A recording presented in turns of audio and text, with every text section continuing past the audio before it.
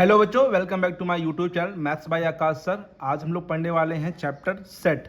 Class 11th का first chapter है बच्चों सेट्स। आज हम लोग जानने वाले हैं सेट के बारे में। आज इंट्रोडक्शन क्लास है इसकी। आज हम लोग सेट के बारे में पूरा A to Z जितना भी सब कुछ होता है, बेसिक जितना भी होता है वो सब हम लोग आज जानेंगे और नेक्स्ट क्लास में इसके क्वेश्चन भी लगाएंगे बच्चों। तो चलिए स्टार्ट करते हैं बिना टाइम वेस्ट के, देखते हैं सेट क्या होता है बच्चों। सबसे पहले सेट को समझिए बच्चों। फर्स्ट टाइम आप लोग पढ़ रहे हैं क्लास 11th में सेट, क्योंकि क्लास 10th में सेट कहीं पर भी नहीं था बच्चों। तो सेट को समझना इंपॉर्टेंट है कि सेट एक्चुअली में है क्या। तो सेट की बात करें बच्चों तो सेट एक टाइप का कलेक्शन होता है। क्या होता है बच्चों, पहले समझिए। सेट का मतलब जैसे आप लोग समझेंगे, सिंपल लैंग्वेज में बोलेंगे तो सेट का क्या बोलेंगे, तो सेट एक टाइप का क्या है बच्चों, बोलिए कलेक्शन है। क्या है बच्चों बताइए, सेट एक टाइप का कलेक्शन है। अब ये कलेक्शन जो होता है वो किस टाइप का कलेक्शन है, तो कलेक्शन जो है वो होता है वेल डिफाइंड ऑब्जेक्ट। किसका बच्चों है, इस वर्ड को थोड़ा सा समझिए बच्चों, वेल डिफाइंड ऑब्जेक्ट को। वेल डिफाइंड ऑब्जेक्ट, तो सेट क्या है, set is a collection of किसका बच्चों, वेल डिफाइंड ऑब्जेक्ट। लेकिन इस वेल डिफाइंड ऑब्जेक्ट का मीनिंग आप लोग को समझना पड़ेगा, ये होता क्या है। ये तो बुकों में भी लिखा हुआ set is a collection of well defined object is known as a set. तो लेकिन ये वेल डिफाइंड ऑब्जेक्ट एक्चुअल में है क्या, ये हम लोग को यहाँ पर समझना पड़ेगा बच्चों। राइट है, तो समझते हैं well defined object. Well defined object की बात करें तो एक एग्जाम्पल ले लेते हैं जिसे समझाने में आसानी रहेगी बच्चों। मान लीजिए हमने कहा कि आप लोग को बताना है top 10 greatest batsman. Top 10 greatest batsman, ठीक है। बैट्समैन आप लोग को बताने हैं बच्चों, टॉप 10 ग्रेटेस्ट बैट्समैन। तो जैसे मैं आप लोगों से पूछूं तो आप लोग कोई 10 बैट्समैन आप लोग बता देंगे जो आप लोग को अच्छे लगते हैं। लेकिन अगर हमसे पूछेंगे तो हम भी 10 बता देंगे कोई हमें जो अच्छे लगते हैं।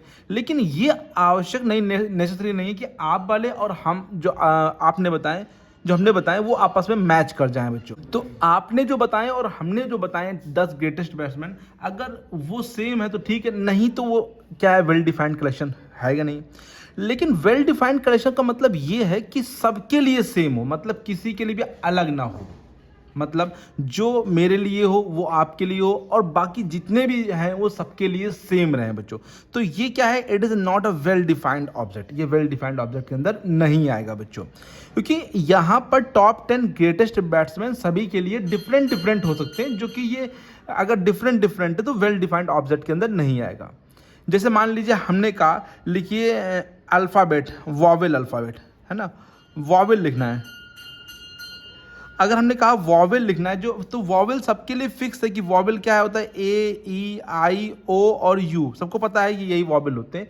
तो ये फिक्स है, चाहे जिससे पूछेंगे यही बताएगा, और ये हमेशा आगे आने वाले समय भी फिक्स रहेगा।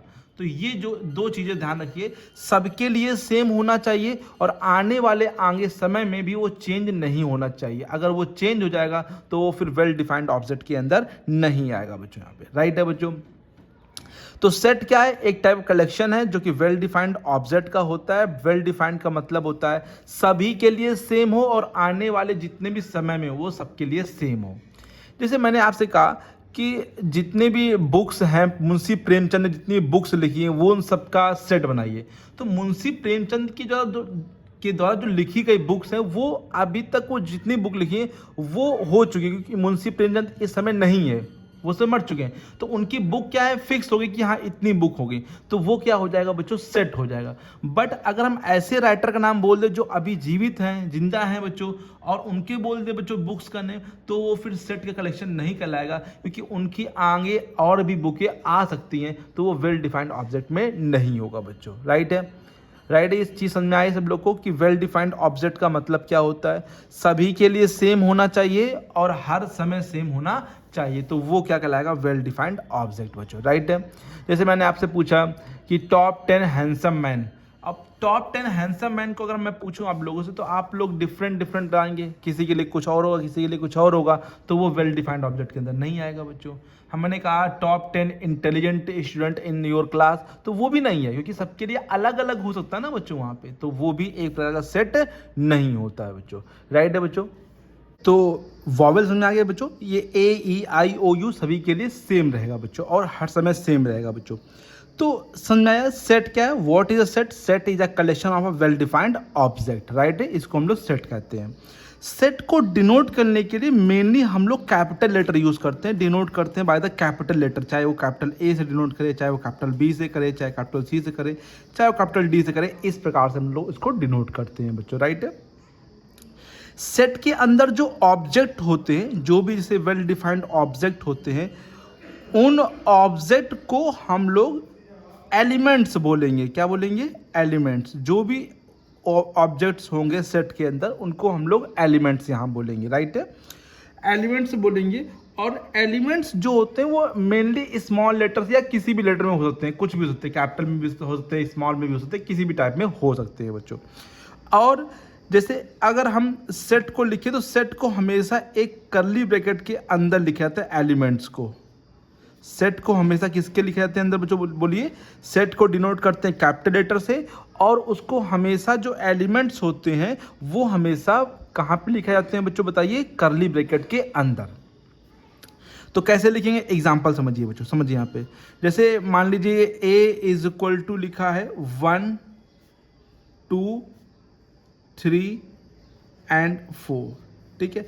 तो ये क्या पढ़ेंगे, A is equal to set 1 2 3 4, right है। 1 2 3 4 क्या है, एलिमेंट्स हैं, और ये कर्ली ब्रैकेट दिखाता है ये सेट को, ठीक है। और ए से इसको डिनोट किया है, कैपिटल ए से, कैपिटल बी से, कैपिटल सी से इसको डिनोट करते हैं, राइट है बच्चों। क्या ये चीज़ समझ में आ गई सभी बच्चों को, यहाँ तक समझ में आ गया है। डिनोट किससे करते हैं, ऑब्जेक्ट को क्या बोलते हैं और किस में लिखते हैं। सेट को हमेशा कर्ली ब्रैकेट के अंदर लिखा जाता है बच्चों। नेक्स्ट, ये जो भी एलिमेंट्स इसके अंदर हैं, जैसे ये 1 है, वो ए के अंदर है, तो इसको 1 को कहते हैं बिलोंग कर रहा है। ये किसका साइन है बच्चों, बिलोंग्स टू का। किसका साइन है बच्चों, बताइए, बिलोंग्स टू। जब कोई एलिमेंट सेट के अंदर होता है तो उसको बोलते हैं वो सेट एलिमेंट में क्या कर रहा है, बिलोंग कर रहा है बच्चों, राइट है। जैसे 4 है, वो सेट के अंदर क्या कर रहा है, पहले एलिमेंट लिखेंगे फिर लिखेंगे वो सेट जो है, वो जो 4 एलिमेंट है वो सेट के अंदर बिलोंग कर रहा है, राइट है। जैसे 6 है, इसमें 6 देखिए क्या दिख रहा है, तो ये 6 इस सेट के अंदर बिलोंग नहीं कर रहा है, तो इसको बोलते हैं डज नॉट बिलोंग्स टू। क्या बोलते हैं इसको बच्चों, डज नॉट बिलोंग्स टू, ठीक है।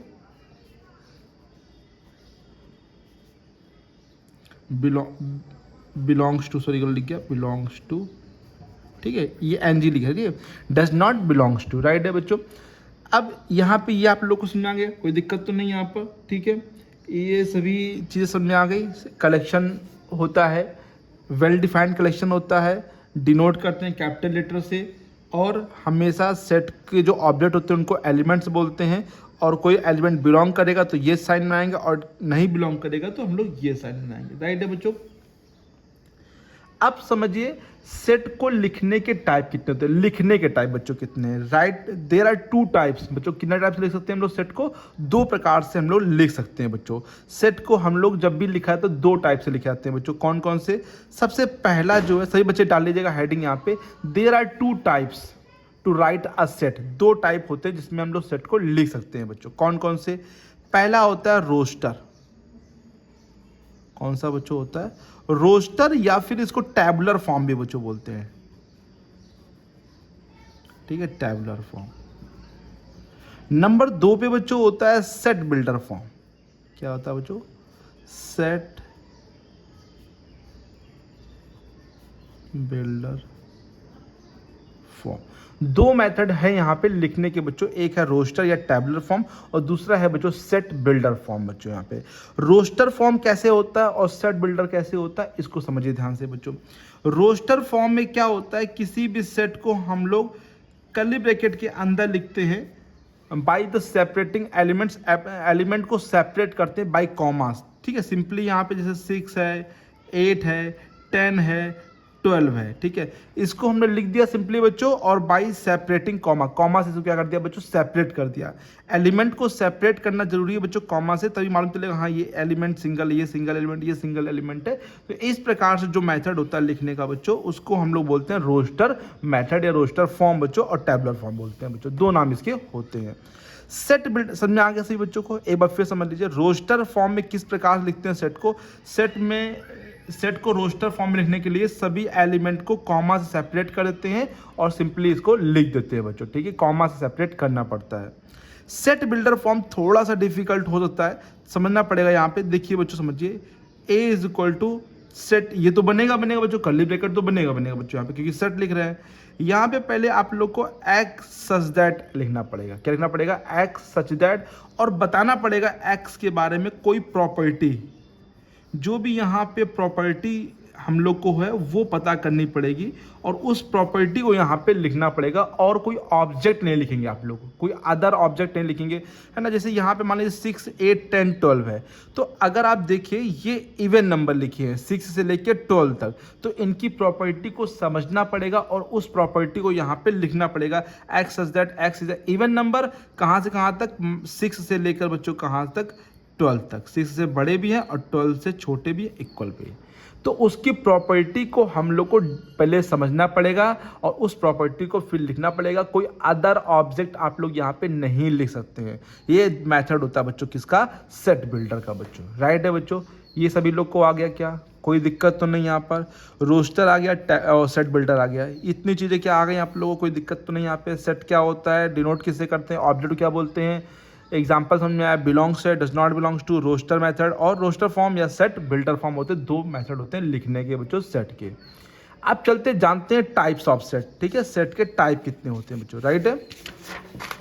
तो समझते हैं टाइप्स ऑफ सेट, ठीक है बच्चों। इतना हम लोग समझ लेंगे और इसके बाद हम लोग नेक्स्ट क्लास में क्वेश्चन भी समझेंगे और फिर नेक्स्ट क्लास में हम लोग आगे भी चीज़ें समझेंगे। सबसेट क्या होता है, प्रॉपर सबसेट क्या होता है, और भी चीज़ें बहुत कुछ समझना है सेट में बच्चों, ठीक है।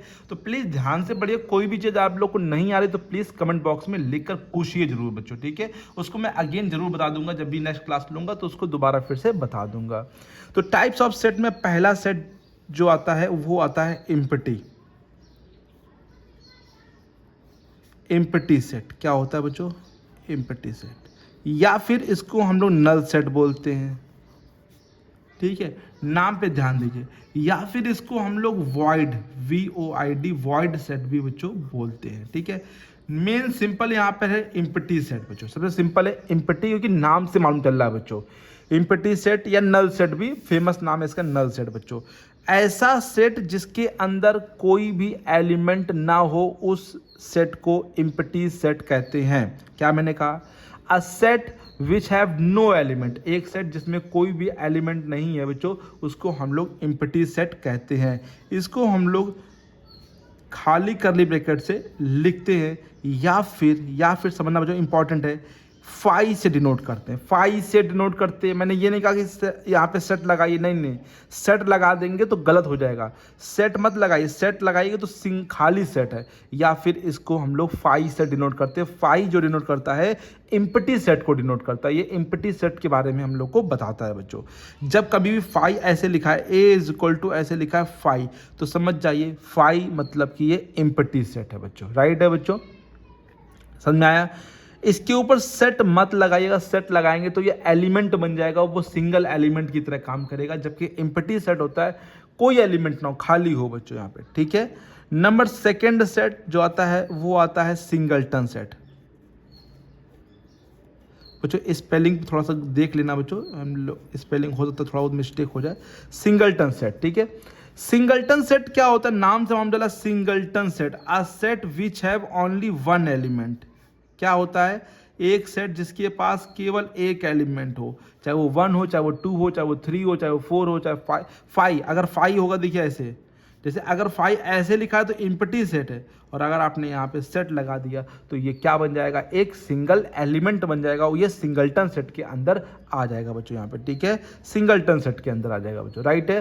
तो a set which have only one element is known as a singleton set, और ना जिस सेट में केवल एक एलिमेंट होता है उसको हम लोग सिंगलटन सेट कहते हैं। नंबर 3 बच्चों है, देखते हैं बच्चों हम लोग यहाँ पे। नंबर नेक्स्ट आता है बच्चों फाइनाइट सेट। समझिए ध्यान से बच्चों, फाइनाइट सेट। फाइनाइट सेट का मतलब होता है ऐसा सेट जिसके अंदर जो भी एलिमेंट हो वो काउंटेबल हो बच्चों। ऐसा सेट जिसके अंदर नंबर ऑफ एलिमेंट काउंटेबल हो, उस सेट को हम लोग फाइनाइट सेट कहते हैं, है ना। Number of element are countable, मतलब काउंटेबल होने चाहिए जिसने काउंट कर सके, तो वो सेट क्या कहलाता है बच्चों, फाइनाइट सेट होता है। जैसे अगर हम लिख दे 1 2 3 4 5 डैश डैश डैश डैश, तो आप लोग इसको काउंट नहीं कर सकते क्योंकि वो चला जा रहा है। लेकिन अगर इस प्रकार से इसे लिखे हैं, मान लीजिए एक सेट ए है, ये लिखा 2 4 6 8 डैश डैश डैश डैश 100, तो ये बच्चों काउंटेबल है, लास्ट में जाके ये स्टॉप हो रहा, रुक रहा है। अगर डैश डैश डैश छोड़ देंगे तो फिर वो अनकाउंटेबल हो जा रहा है। लेकिन यहाँ पर फिक्स है कि 2 चालू है, 100 से खत्म है, तो काउंटेबल है, तो ये फाइनाइट सेट के अंदर आ जाएगा। नेक्स्ट इसी का उल्टा बच्चों, इनफाइनाइट सेट।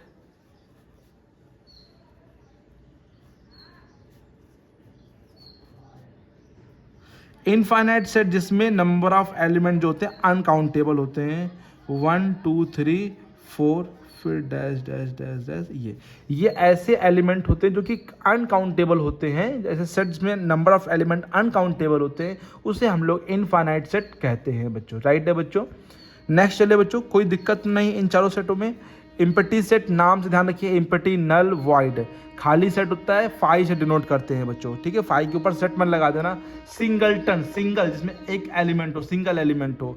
फाइनाइट जिसके अंदर एलिमेंट काउंटेबल हो। इनफाइनाइट जिसके अंदर एलिमेंट अनकाउंटेबल हो जाए। नेक्स्ट बच्चों, इक्वल सेट्स, ध्यान देना प्लीज बच्चों, इक्वल सेट्स। इक्वल सेट्स क्या होते हैं बच्चों, ऐसे दो सेट, ध्यान देना मैंने कहा सेट्स है, ये इक्वल सेट नहीं सेट्स है। ऐसे 2 या 3 जितने भी, मिनिमम 2 तो होने चाहिए। जैसे मान लीजिए यहाँ पे लिखा है 2 3 4 और यहाँ लिखा है 3 2 4, ठीक है। ऐसे 2 सेट जिसके ईच एलिमेंट, ईच का मतलब हर एक एलिमेंट क्या हो, सेम हो, मैच करते हो। जैसे 2 यहाँ मैच कर रहा है, 3 भी मैच कर रहा है, 4 भी मैच कर रहा है, तो इस ऐसे सेट्स को हम लोग क्या कहते हैं, equal set. If every sets are equal, अगर हर एक मतलब sorry, if every elements are equal then it is known as a equal set. अगर हर एक एलिमेंट्स इक्वल होगा तो उसको हम लोग इक्वल सेट बोलेंगे। अच्छा ये समझ लीजिए, ये बताना भूल गए थे आप लोग को, सेट के अंदर कोई भी एलिमेंट रिपीट नहीं होता बच्चों। जैसे यहाँ पे 2 3 4 और फिर 2 लिख दें, तो ये 2 और ये 2 एक ही बार काउंट होगा, उसको 2 बार नहीं माना जाएगा बच्चों।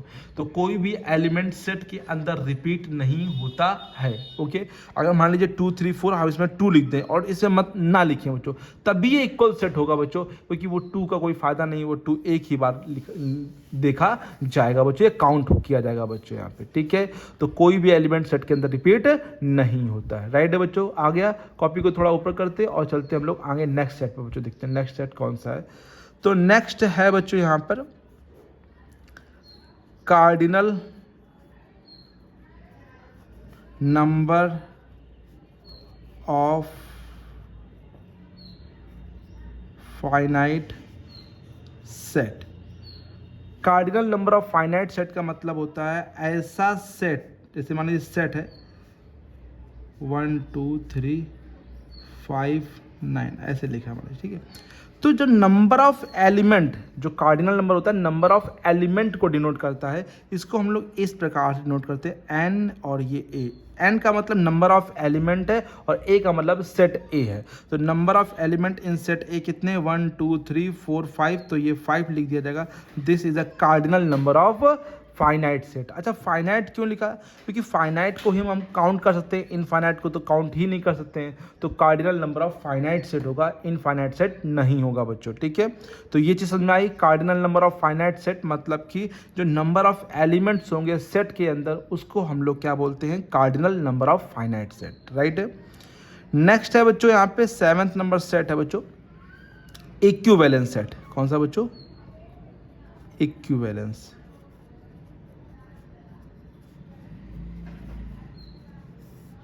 ऐसे 2 सेट, सॉरी ध्यान से बच्चों, जैसे मान लीजिए 1 2 3 और एक और सेट लिखा है B A B C। ऐसे 2 सेट जहां नंबर ऑफ एलिमेंट सेम हो, ध्यान दीजिए फिर से, इक्वल का मतलब एलिमेंट्स सेम हो, इक्विवेलेंस का मतलब नंबर ऑफ एलिमेंट सेम हो। जैसे Na नंबर ऑफ एलिमेंट कितने हैं बच्चों यहाँ पर 3, NB नंबर ऑफ एलिमेंट कितने हैं बच्चों यहाँ पर बताइए 3, तो दोनों में नंबर ऑफ एलिमेंट्स सेम है, तो ये कहे जाएंगे इक्विवेलेंस। इक्विवेलेंस का कोई साइन नहीं होता, ये हमने बना दिया इसे, इक्विवेलेंस का कोई साइन नहीं होता है। सेट ये होता है इक्वल सेट का, बच्चों इक्वल लगाते हैं, ये इक्विवेलेंस सेट होता है बच्चों, राइट है। इक्विवेलेंस सेट कब होता है? ऐसे दो सेट जिसमें नंबर ऑफ एलिमेंट्स क्या हो बच्चों, इक्वल हो, उन्हें हम लोग क्या कहते हैं? इक्विवेलेंस सेट कहते हैं। और लास्ट सेट बचा है सेट ऑफ सेट्स, बच्चों किसे बोलते हैं?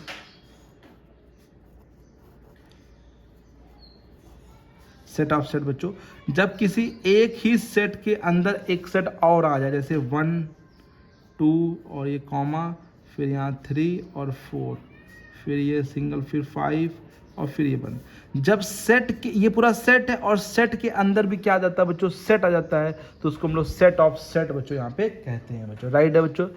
तो ये सभी टाइप आ गए बच्चों, ये भी सिंपल है। सेट ऑफ सेट का मतलब सेट के अंदर सेट आ जाए बच्चों, तो उसको हम लोग सेट ऑफ सेट कहते हैं बच्चों। नेक्स्ट क्लास में हम लोग इसके क्वेश्चंस करेंगे बच्चों, जानेंगे क्या क्या होता है, टाइप्स पूछ लेता है, या फिर रोस्टर मेथड में रोस्टर से टैबलर या टैबलर से रोस्टर में लिखने को बोल देता है बच्चों। तो ये सब हम लोग नेक्स्ट क्लास में समझेंगे बच्चों, इसके क्वेश्चंस बच्चों। जो इंपॉर्टेंट क्वेश्चन होंगे वो हम आपको बताएंगे बच्चों नेक्स्ट क्लास में। अगर वीडियो पसंद आएगा तो लाइक जरूर करिएगा और चैनल को सब्सक्राइब जरूर करिए। तो मिलते हैं बच्चों नेक्स्ट वीडियो में, तब तक के लिए thank you so much. Keep learning, keep practising.